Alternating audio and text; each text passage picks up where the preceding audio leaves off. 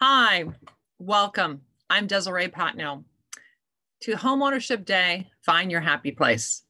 I would love to thank Angie Weeks and the Young Professional Networks for allowing me to present today. And I'm very honored that NAWRB has been a proud co-host and partner in this for the last 5 years. It's been an incredible honor. Typically at Chapman University, and we're doing it on a Zoom call now, so this is exciting. Anyway, what is home ownership? What is home ownership? That is a very powerful word. It means a lot of different things to a lot of different people. A woman's home is more than just a home. It's a sanctuary. Her home is a place of personal freedom, security, and comfort in an impacting world, and a source of financial stability and more opportunities. I will present dynamic tools for home ownership and highlight the interconnection between home ownership and business ownership by sharing the innovative ways buyers are making their home a business and their business a home. Let's first talk about the types of home ownership. Typically, you'd start off with a condo, a townhome, or a single detached family residence, depending on the geographical area and your economic status. So let's get down to the hardcore numbers real quick. Compare cost of living in St. Louis versus Irvine. If you notice in the very fine print, you will see $115,700 compared to $864,400 for a comparable home. That's over a 647% cost of index living difference. As you can see, there's a very little bit difference between, different kind of food and groceries, utilities, and various things like that. But that makes a major impact, obviously, on your source of income, which we're talking about now, whether you're doing it digitally versus then having to live in that city, county, or state. So let's move on. There's other types of home ownership. It can be a farm, compound of multiple structures, a boat, mobile home, or even a tent. Until sometime in this decade, when SpaceX has us living in space, anything that touches land is real estate. Yes, a boat needs water, as you can own the land underneath the water. You determine your own home ownership. We like to define it as your four walls, your sanctuary of safety, originality, and livelihood. Talk a little about myself for a minute. I have been a licensed real estate professional for over 30 years, the sole owner of Desiree Patno Enterprises, Inc., a woman-owned small business, and the owner of Women in Housing Real Estate Ecosystem and NAWRB. I provide advisory services to the real estate community to enhance the quality of life and social impact. As chairwoman of NAWRB's Diversity Inclusion Leadership Council, NDLC, I oversee the council's efforts to raise the number of women leaders and grow women's employment and empowerment at all levels in the housing ecosystem. To date, I have personally sold thousands of properties specializing in relocation, corporate, REO, which is your bank-owned properties, luxury, and mixed use. As an investor and homeowner at the young age of 18 years old, real estate has always been one of my passions to embrace creativity and opportunities to grow. We have never lived in an environment where this is more powerful on looking at where you're living and why you're living. Women's home ownership statistics. So I wanted to make sure, yes, this is tailored to a gender lens with some numbers, but this is applicable to all home ownership. This is applicable to all business ownership, but we gave a little flavor. We like to add a little extra color to what we're talking about here. So here we go. Single women have outpaced men in home ownership since 1986. Of all family households in 2017, female householders with no husband present, got it, where it's not saying married, but no household present with a husband, represented 12.7% of all occupied housing units, while married couples made up 48.4%, and male householders with no wife present comprised of only 4.8%. And majority of single family householders are between the ages of 35 and 64. Education and earnings. Women earn about 80 cents for every dollar a man earns, or 25% less than men. It's not one for one. There's a particular ratio. The real median earnings of a full-time year-round workers was $52,146 for men and $41,977 for women in 2017, a decrease for both groups of 1.1% for their medians in 2016. As consumers, they're subject to a pink tax. Yes, I know pink's not just because of us, on hygiene products and higher lifetime medical expenses. That's a whole nother subject if you think about it in 2020, 2021, and in the future, and struggle with more debt than men.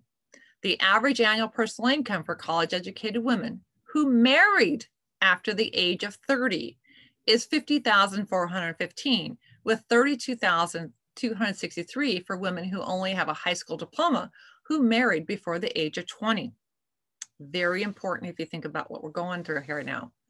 So women's homeownership benefits: dream, stability, and sanctuary. We coined the phrase sanctuary over 5 years ago. Homeownership is a powerful way to build wealth and create a better life for women and their families. Benefits: cements a person's economic foundation, secure professional progress, serve as a sanctuary for women and their families. We've experienced shelter in place here in California, our headquarters. You want to talk about several different states. The United States right now are having different phases of whether they can go out. They still have indoor dining, going to gyms, working out. None of that's open here. It's completely shut down in California as far as the access to go.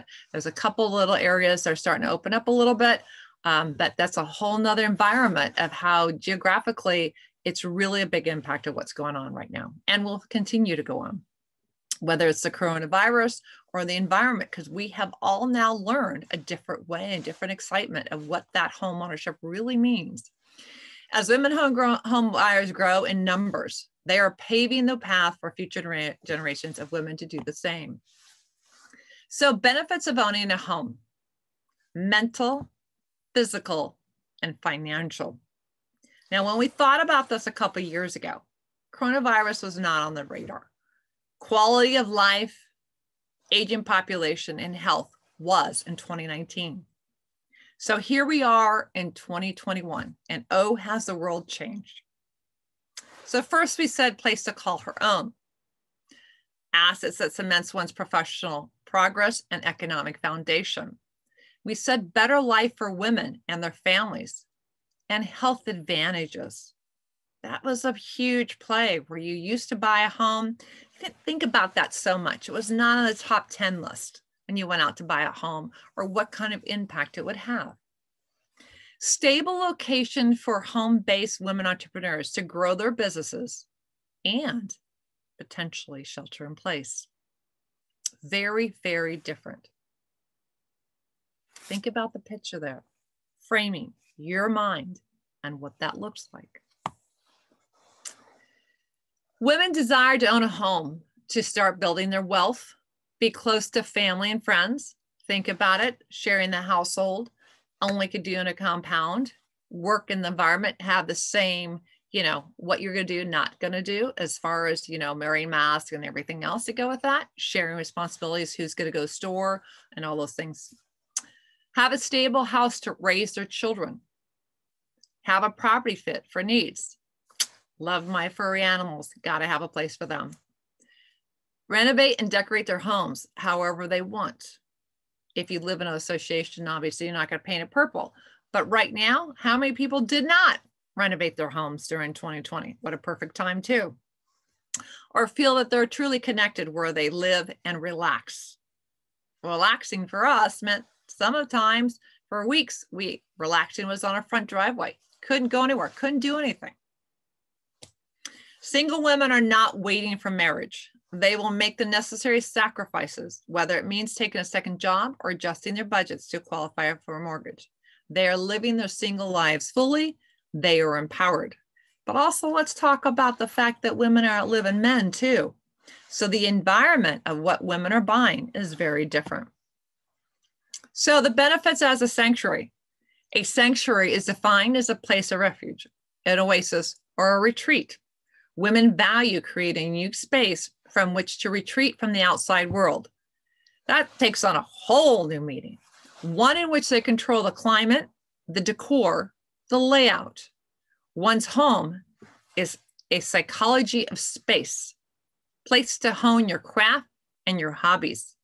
How many of you took up craft making, went back to what we did as a child, started a new project, started a new way of going back to where I remember when? I used to play the cello. Oh my gosh, let's get it out. Pride and accomplishment. Owning a home cements one's professional progress and helps lay an economic foundation for years to come. Many women have overcome obstacles such as increased student loan debt in comparison to men and pervasive workplace gender gap to achieve home ownership. It's an accomplishment not taken lightly. A place to start a business. Now think of the statistics. 60% of all the jobs that are going to be available are being created. They were not in existence before because we're in the fourth industrial revolution. So this is the opportunity to take your home and create and start the infrastructure for that business. Turn the dial, do something new.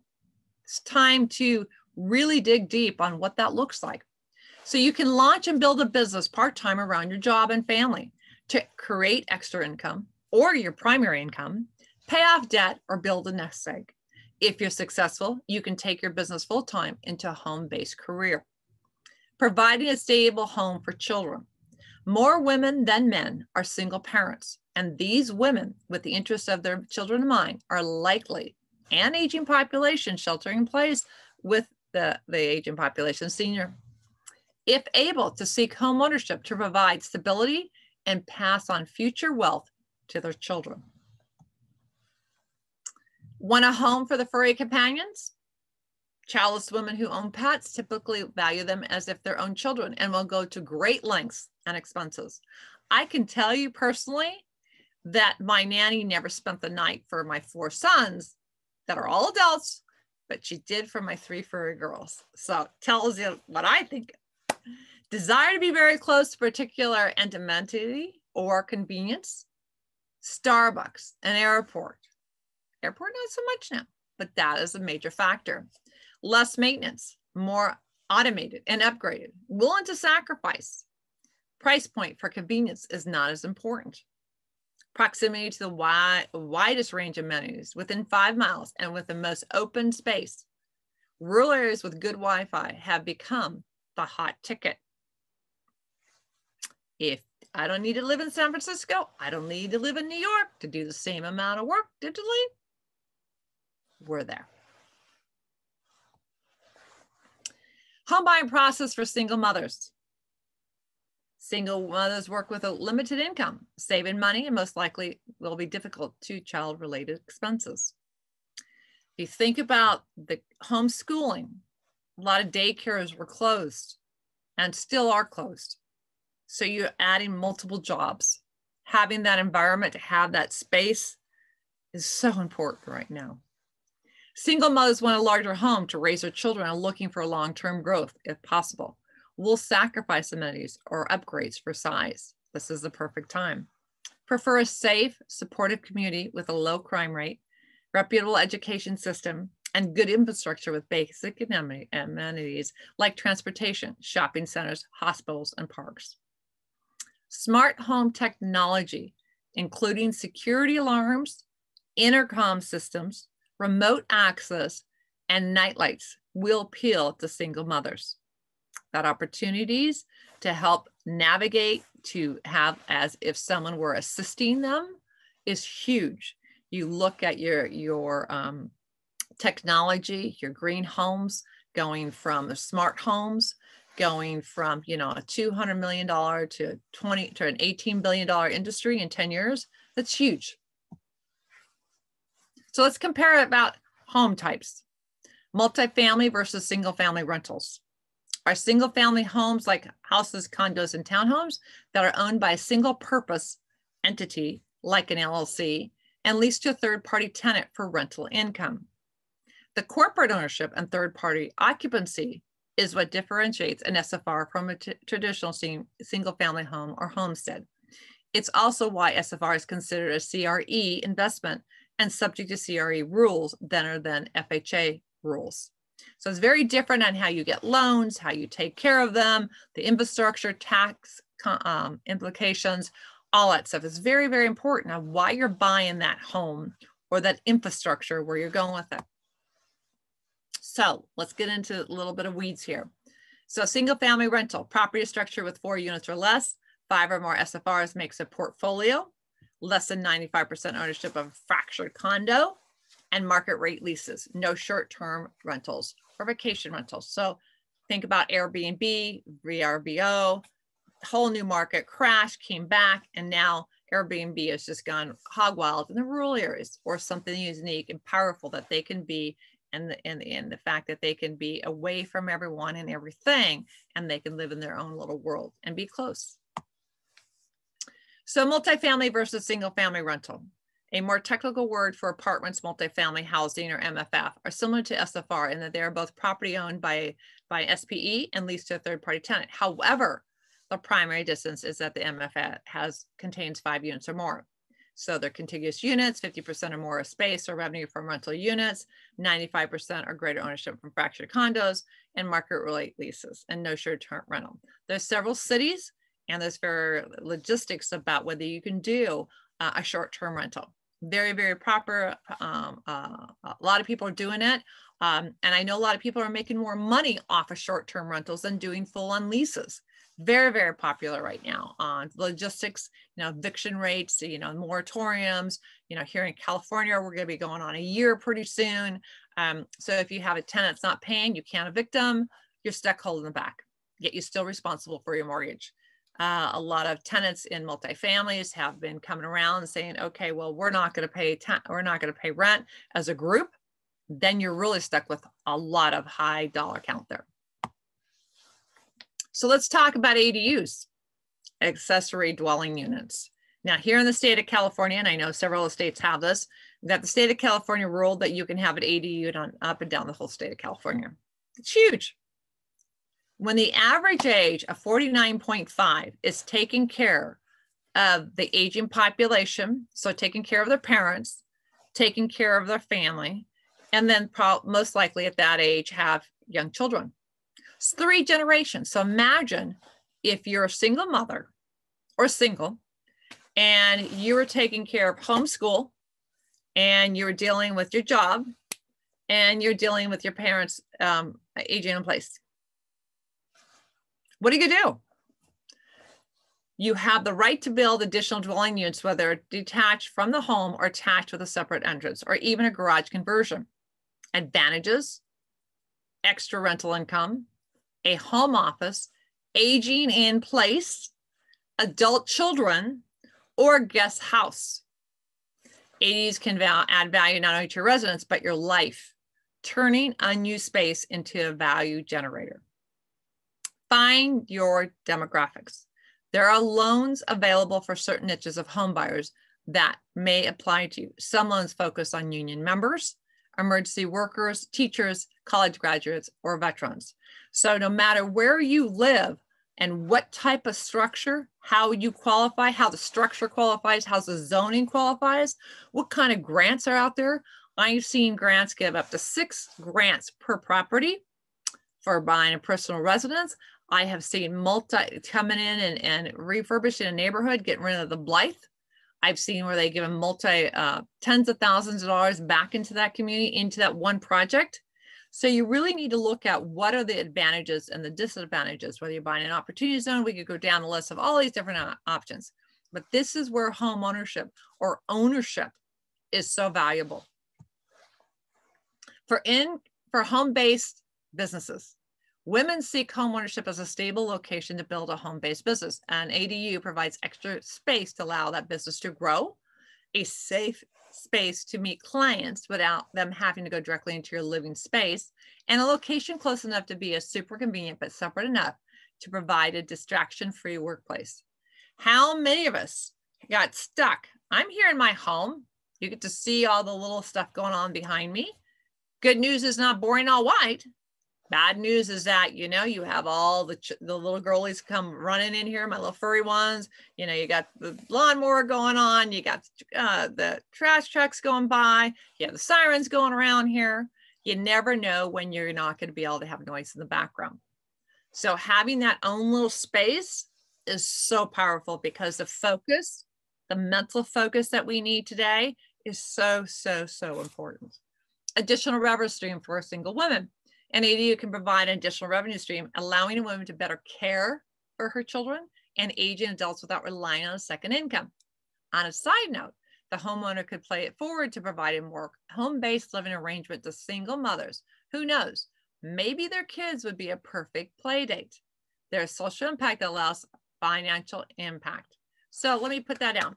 So you have your single residence, you build an ADU, and let's say you have two single mothers on the same property. Who's to say you don't have a built-in babysitter that you can help share the time that both of you are together? So you can have a time moment off for a couple hours. She could have a moment to herself for a couple hours, but also sharing going to the store, sharing going out to get supplies, be in that network of that community to have the same beliefs and whatever that belief is to keep it together. So let's talk about some resources. Now remember, this is all applicable to everyone, not just women. You have your mortgage credit certificates. First-time buyers who meet income eligibility requirements can receive tax credits. There are so many that are going on right now. There are so many different opportunities out there, which offset some mortgage interest expense by withholding less tax from their paycheck. Right now, I can tell you we are at the lowest interest rates we've ever had. I mean, to be able to get loans less than 3%, and the fluctuation of a quarter here and there, it's unbelievable. These are offered by state and local governments, so please look those up. Also, individual development accounts, IDAs. Organizations offer IDAs help people with limited income earning no more than 200% of the federal poverty income level. So they help save you down from matching payments. I'll put a plug in for Angie Weeks. She's got a Vow to Save program. There's so many things out there. That's one of the great things about what we do. Find your demographic. There are loans available for certain niches of homeowners that apply to you. Some loans focus, as I did before, about your union member, commercial workers, teachers, and veterans. Really important. Find your niche. What is that niche to help you out? So single women, including single mothers, have many assistance programs that help them in the home buying process. These programs can help single mothers buy homes and assist in down payment, regardless if they have low income or poor credit history. So again, we talked about some of the first-time buyers for those who haven't owned a home in 3 years. Remember, in 3 years, so you could have owned a home, not own one for 3 years, and then you go back and reapply. So they have 3.5% down payment with no income eligibility requirements. There's local and state programs that help for low to moderate incomes. Again, I mentioned six loans, 3 were grants, like three offset loans. 3 were grants, 3 were loans to go on one property, and they were able to pull it off. So one of our famous partners was able to get a $36,000 income, 26-year-old person, young gentleman, to go buy a condo in LA a year and a half ago, and could qualify. Imagine. So you also have the state programs that include, so here are designated areas to find a local and state government programs, down payment resource in program. California had 380 programs. Does anyone know of all? No. Can you go research them and look them up? Yes. Be happy to help you out, but these are the things that you need to know about. Florida, by comparison, had 238. Texas had a 184, and you can see Maryland had only 84. So really knowing your dynamics, where you're at, that's not for the entire states, but these are the areas that they have in special niches that go with it. So find housing assistance development programs. Where do you go? HUD.gov. Use your smartphone, use your digital platform to be your best friend. The more you ask, the more you receive, and the more you dig deeper, the better you know. Never sit back on your laurels and say, I know. Ask, ask, ask, ask is the greatest gift I can tell you. So homeowner assistance programs, as I was talking about, you got the Cal HFA, home buyer programs, including down payment and closing cost assistance, foreclosure prevent resources, just in case we're coming up these evictions. They're talking about millions, on the brink of being evicted. Are they homeowners versus not? You have CalVet home programs here in the state of California. You got community contacts. So you've got, here's one, for example. OC has a program called Mortgage Assistance Down Payment. If you make 80% of the area median and 3%, you'll get a 3% simple interest deferred payment loan of 30 years up to $40,000 to use as your primary residence. Imagine getting $40,000 to offset, not have to pay on it, only have a 3% interest and not pay for it until you sell it. Gotta love it. Habitat Humanity, they've been around forever. HUD-approved housing counseling agencies. The U.S. Department of Agriculture Rural Housing, the USDA. Let me repeat that, the USDA. That is huge. They have so many programs out there for being a business owner, for buying homes. They want to keep rural communities sustainable and they want to grow them. They understand, you know, years that was not happening. Now their infrastructure and now with the desire to be more rural, things are shifting. But that doesn't mean it's happening everywhere and just someone waved their blanket wand, you know, wait, yeah, it's there. Not going to happen. Takes time. Building a business out of your home. This is the meats and the potatoes. That's really going to get there going. Building long-term wealth by managing businesses, even from out of their homes and investing in real estate. You know, back in the day, this was not as prevalent, but now this is something like, okay, we're like talking, this is like standard, right? You think about it. Increase of women entrepreneurs affects housing development as more women increase their buying power and become homeowners. Well, not just women. Again, we are really growing. We are seeing multi-generational homes. We are seeing more amenities and upgraded availability and upgrades available for developers.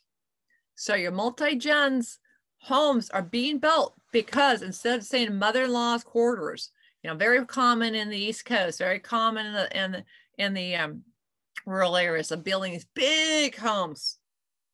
You saw the difference between St. Louis and Irvine, right? So we're talking $150,000, $200,000 improvements now standard. We're talking about, now granted, it's price point, you know, you got to be comparable. But the idea is that building for a mother-in-law's quarters, building for, you know, a place to have the children, an office, you know, college kids coming home, right? We're talking some getting into the compounds of a community. Had a group there we saw in the news this, a month and a half ago, we're in Mississippi. They bought 97 acres. So their families and extended families can live. That's going to become a lot more common. Real estate investment, a great way to boost one's income stream. Women business owners often invest in real estate once they accrue enough capital. For some, it's a primary source of income. Think about that. That can be everyone's primary source of income. Are you helping to alleviate the shortage of homes? Are you helping to alleviate a way to where everyone can contribute and share in produce? Think manufacturing from Europe and from Asia and all the different countries. Big manufacturing plants. We have scaled here in the United States way back. We need to get that back. So if we all took on a thread of it, we could do so much. Mixed use to property rezoning. This is the real for you investors. Notice all the retail space available. What better use for your local community would that strip mall provide? Remember 30 years ago, Starbucks and a gym were not in almost every mall. Create the opportunity. I could use a cup of coffee. Here we go. That's how Starbucks became your place to go.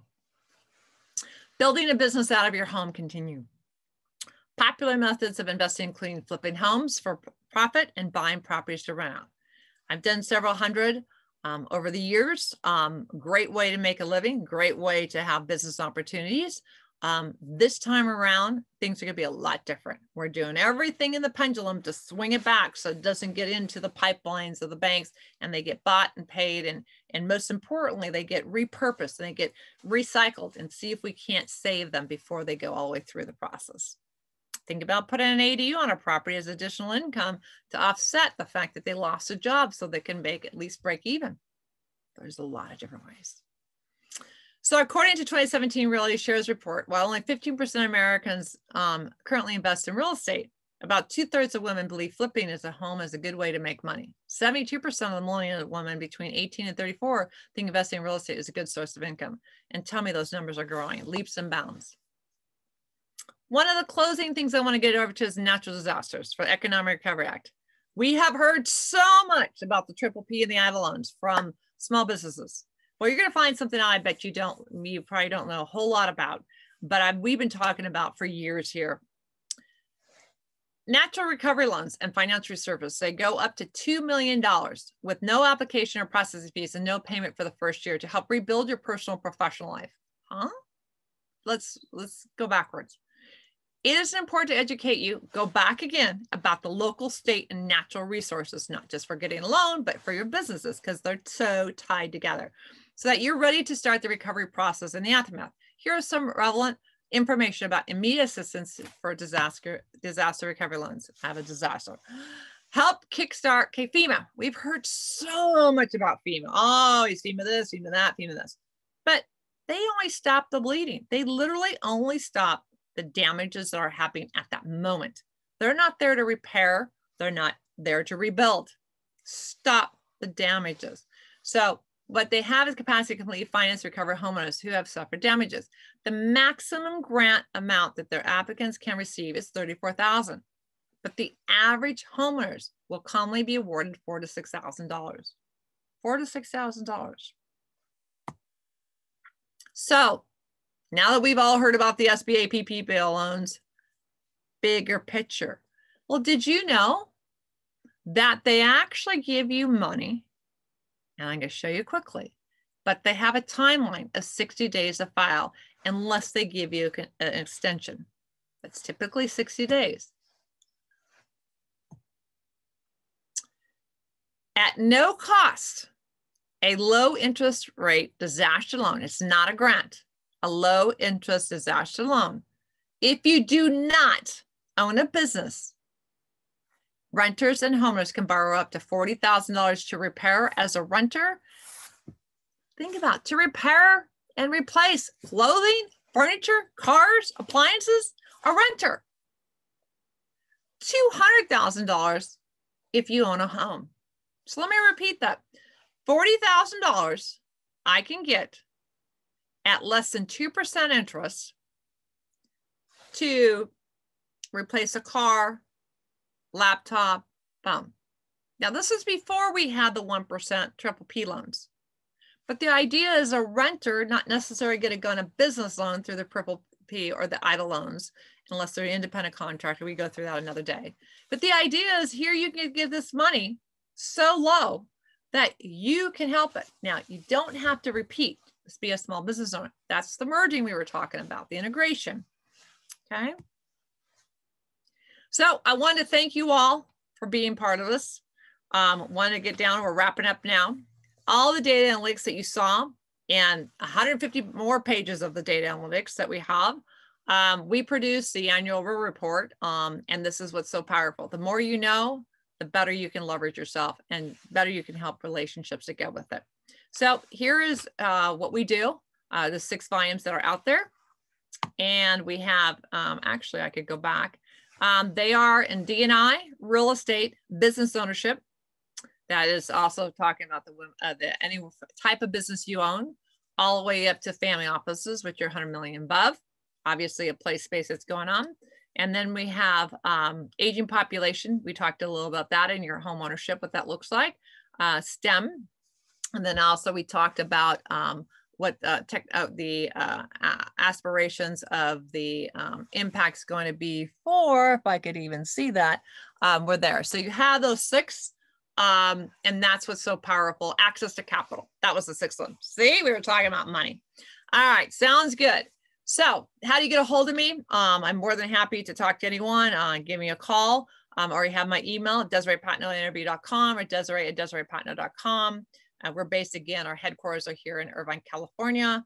I service the California and North Carolina for my real estate practice, and for the women's group, that is a national organization. So You have my cell down there. I want to thank again Angie Weeks for putting this. I know she has dedicated so much time and effort and resources into putting this on and converting it to digital this year. And hats off. I love it, and thank you as a great thing to what you're doing. So again, thank you very much and have a great one.